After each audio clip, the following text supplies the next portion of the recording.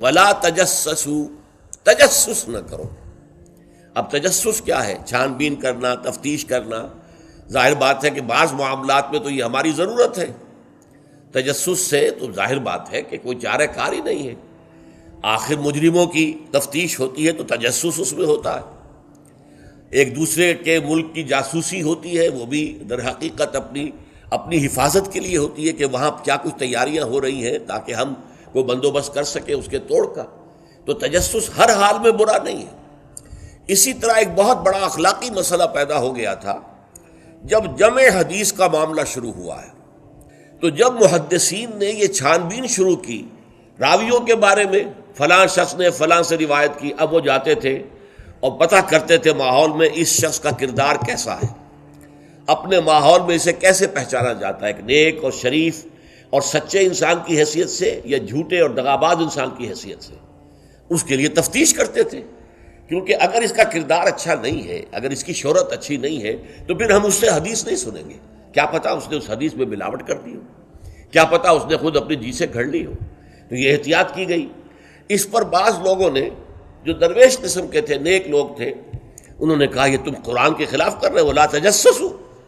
قرآن تو کہتا ہے کہ تجسس مت کرو، لوگوں کے حالات کی تفتیش و چھان بین نہ کرو۔ تو جواب دیا گیا نہیں، یہاں یہ در حقیقت ایک دینی ضرورت کے طور پر ہے، اور جواب بھی اسی صورت سے دیا گیا۔ وہ جو آیت ہم پڑھ چکے ہیں، یا ایھا الذین آمنوا ان جاءکم فاسق بنبأ فتبینوا ان تصیبوا قوما بجہالۃ فتصبحوا علی ما فعلتم نادمین۔ یہ آپ کو معلوم ہے کہ یہ آیت نمبر 6 ہے اسی سورہ مبارکہ کی، ہم پڑھ چکے ہیں۔ اہل ایمان، تمہارے پاس اگر کوئی فاسق آدمی، غیر متقی آدمی کوئی خبر لے کر آئے تو تحقیق کرو، چھان بین کرو۔ ایسا نہ ہو کہ تم اس کی خبر لائی ہوئی خبر پر اعتماد کر کے کوئی اقدام کر بیٹھو، کسی گروہ کے خلاف، کسی قبیلے کے خلاف جو ہے حملہ کر دو، اور پھر بعد میں تمہیں پچھتانا پڑے کہ خبر تو غلط تھی۔ تو اس دلیل سے پھر محدثین نے کہا یہ ہمارے لیے ایک دینی ضرورت کے طور پر کہ احادیث نبویہ سے شریعت کے احکام نکالے جائیں گے، تو ہم دیکھ لیں جو حدیث پیش کر رہا ہے اس کا کردار کیا ہے، اس کی سیرت بھی ہے کہ نہیں ہے۔ اسی لیے ایک بہت بڑا علم انسانی تاریخ میں، یہ علم سوائے محمد صلی اللہ علیہ وسلم کی ذات مبارکہ کے اور کسی شخص کے بارے میں نہیں ہوا، جسے کہتے ہیں الرجال۔ یہ علم الرجال جو ہے کہ تمام جو صحابہ تابعین ان کی شخصیتوں کا پورا تجزیہ یہ کر دیا گیا۔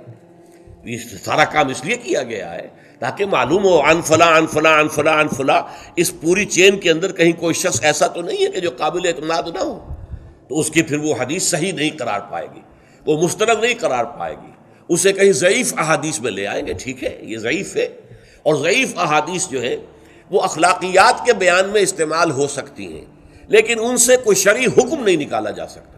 شرعی حکم کا استنباط جو ہے وہ صحیح اور پختہ اور مستند احادیث سے ہوگا۔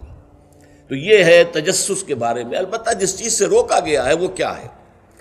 بعض لوگوں کے مزاج ہوتے پرورٹڈ، جیسے آپ کو معلوم ہے کہ مکھی جو ہے وہ گندگی کی تلاش میں رہتی ہے، گندگی پر بیٹھے گی۔ کچھ لوگوں کا مزاج ایسا ہو جاتا ہے کہ وہ اس تلاش میں رہتے ہیں، ٹو میں رہتے ہیں، کہیں کوئی بری بات انہیں ملے تاکہ لے اڑیں اسے، اس کا پرچار کر دیں، اسے عام کر دیں۔ کہیں سے کسی شخص کی کسی غلط حرکت کا علم ہو گیا اور اس کو لے کے اب عام کر رہے ہیں، پھیلا رہے ہیں لوگوں کے اندر۔ یہ جو ہے تجسس اس لیے کرنا کہ آپ کے ہاتھ میں کوئی سکینڈل بنانے کا کوئی مواد آ جائے، کوئی طریقہ ایسا ہو جائے۔ تو یہ جو مکھی کی ذہنیت اور مزاج رکھنے والے لوگ ہیں، یہ ان کو روکا جا رہا، تجسس نہ کرو۔ بلکہ کہا گیا ہے کہ اگر تمہارے کسی بھائی کا عیب تمہارے سامنے کھل جائے تو پردہ ڈالو۔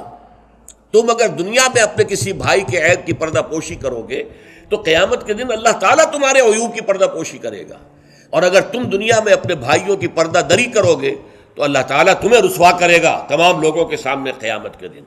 تو یہ تجسس جو ہے یہ برا ہے۔ بعض لوگوں کا مزاج ہوتا ہے، یہ دو بھائی جو ہیں ان میں کبھی جھگڑا نہیں ہوا، کیا بات ہے، اب وہ اندر جا کے ٹو لے رہے ہیں، کہیں سے کوئی مسئلہ نکال لیا، اس سے بھڑکایا تاکہ لڑیں آپس میں، اور پھر یہ کہ وہ بھس میں آگ لگا کے جمالو دور کھڑی تماشا دیکھ رہے ہیں کہ یہ لڑ رہے ہیں آپس میں۔ تو اس طرح کی پرورٹڈ جو ہیں بس شدہ شخصیتیں ہوتی ہیں بالفعل لوگوں کے اندر، اور یہ کن میں ہوتی ہیں؟ جن کے سامنے زندگی کا کوئی اعلیٰ نصب العین ہے ہی نہیں، کوئی اونچا آدرش ہے ہی نہیں، کوئی ہائی آئیڈیل ہے ہی نہیں۔ جن کے سامنے کوئی اونچا نصب العین ہے، وہ ہائی آئیڈیل ہے، وہ آدرش ہے بہت اونچا، وہ تو اس کام میں لگے رہتے ہیں، وہ ان چھوٹی چیزوں کی ان کو اس کی طرف متوجہ ہونے کا ان کے پاس وقت نہیں ہوتا۔